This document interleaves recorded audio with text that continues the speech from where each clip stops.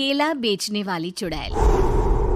एक बार की बात है, जादूपुर नाम के गांव में करतब दिखाती एक औरत एक रेड्डी के लिए गांव में आती है।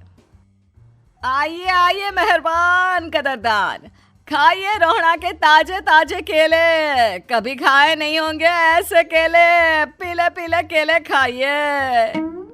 ये कहकर रोहड़ा हाथों में 4 केले लिए उन्हें सर्कल में जोर जोर से हवा में उछालती हुई करतब दिखाती है, जिसे देखकर आसपास के सारे बच्चे अपने अपने मम्मी पापा से उस औरत के पास जाने की जिद करने लग जाते हैं। पापा, ऐसा तो सर्कस में बॉल से होता है ना, ये आंटी तो केले से कर रही है। चलिए ना पापा, देखते हैं। रोहड़ा एक पतली सी तार पर चलती हुई केलों से करतब दिखाती है। आते जाते सभी लोग बाहर रुककर उसके करतब देखते हैं और वाह वाही करते नहीं थकते। जैसे ही एक आदमी पास आकर उसे पैसे देने लग जाता है, तब वो कहती है, अरे नहीं नहीं साहब, मैं करतब तो बच्चों के मन को बहलाने के लिए करती हूँ। धंधा तो मेरा केले का है। पीछे देखो मेरी रिड्डी, जो भी मेरे केले खाएगा मेरी तरह चुस्त दुरुस्त और तंदुरुस्त हो जाएगा। पता चलता है क्या कि मेरी उम्र 55 की है। अरे पर ऐसे ठंड के मौसम में कोई केला क्यों खाएगा? ये ऐसे वैसे केले नहीं है साहब, ये शरीर में गर्मी देते हैं। ठंड को दूर भगाए जो भी रोहिणा के केले खाए। पापा, अगर मुझे केले नहीं मिले तो मैं घर नहीं जाऊंगी। तभी उसके पापा कहते हैं कि बेटा, केले ठंड में कभी गर्मी नहीं देते। ये सब कहने की बातें हैं, सामान बेचने का तरीका है इनका। पर पिंकी नहीं मानती। मैं केले खाऊंगी। पिंकी की जिद के आगे नत्थू हार जाता है और उसे केले खरीद कर दे देता है। पिंकी खुश होकर केले घर ले आकर खाती है। अब मैं भी करतब करूंगी, कितना मजा आएगा। जादुई केले। पिंकी पहला केला खत्म भी नहीं करती कि वो बेहोश हो जाती है।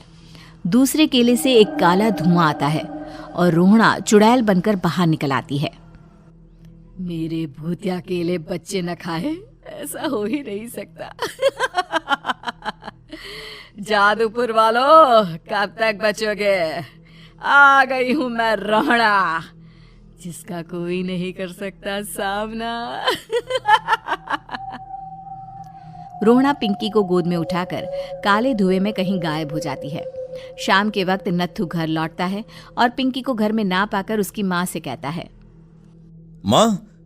माँ पिंकी कहाँ है? अरे बेटा, उसे तो तू सुबह करतब दिखाने ले गया था ना, फिर कहाँ वापस आए तुम दोनों?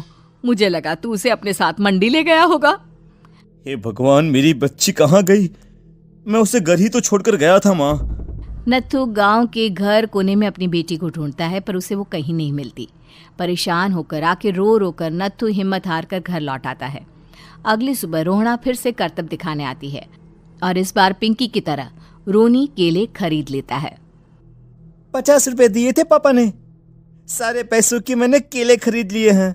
अब मैं भी आंटी की तरह ही करतबबाज बन जाऊंगा। यही सोचते हुए रोनी केले खाता है और पहला अकेला केला आधा खत्म भी नहीं करता कि चुड़ैल उसके सामने आ जाती है। मेरे साथ चलने का समय आ गया है रोनी। ये तो बस शुरुआत है। अब इस गांव के सारे बच्चे धीरे धीरे मेरे कब्जे में होंगे, एक बच्चा भी नहीं बचेगा। ये कहकर रोना रोनी को गोद में लेकर काले धुएं में अदृश्य हो जाती है। इसके बाद हर रोज गांव में से कोई ना कोई बच्चा गायब होता, पर ऐसा क्यों हो रहा है किसी को भी समझ में नहीं आ पा रहा था। रोज की तरह अपनी बेटी पिंकी की तलाश में नत्थू गांव के एक तालाब के पास बैठा रो रहा था। कहाँ गई मेरी पिंकी? शकुंतला के जाने के बाद एक वही तो मेरा सहारा थी। अरे उसकी आत्मा कोस रही होगी मुझे कि मैं अपनी बच्ची को संभाल भी नहीं पाया। नत्थू ये कहता हुआ रो ही रहा था कि तभी तालाब में से उसे शकुंतला की आवाज सुनाई देती है। कहाँ थी तुम शकुंतला? हमारी बच्ची और सारे गायब हुए बच्चे रोहड़ा के कब्जे में हैं। वो बच्चों को जो केले देती है उससे बच्चे बेहोश हो जाते हैं और उसके कब्जे में आ जाते हैं और वो उन्हें ले जाकर काली दुनिया में ले जाती है। पर वो ऐसा क्यों कर रही है? ये मैं नहीं जानती, पर उस दुनिया का रास्ता मैं आपको बता सकती हूँ।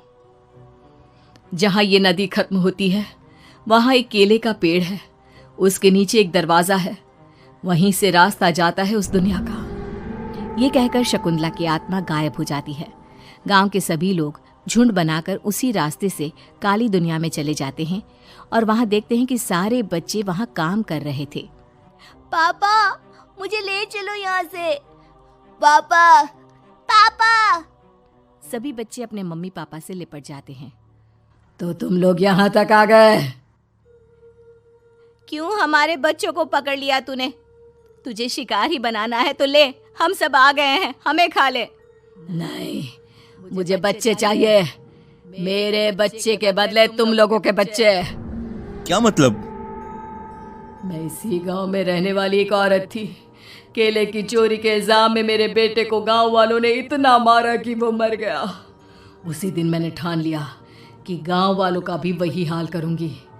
कुछ दिन बाद बेटे के चले जाने के दुख में मैं भी मर गई और मेरी भटकती आत्मा एक चुड़ैल बन गई।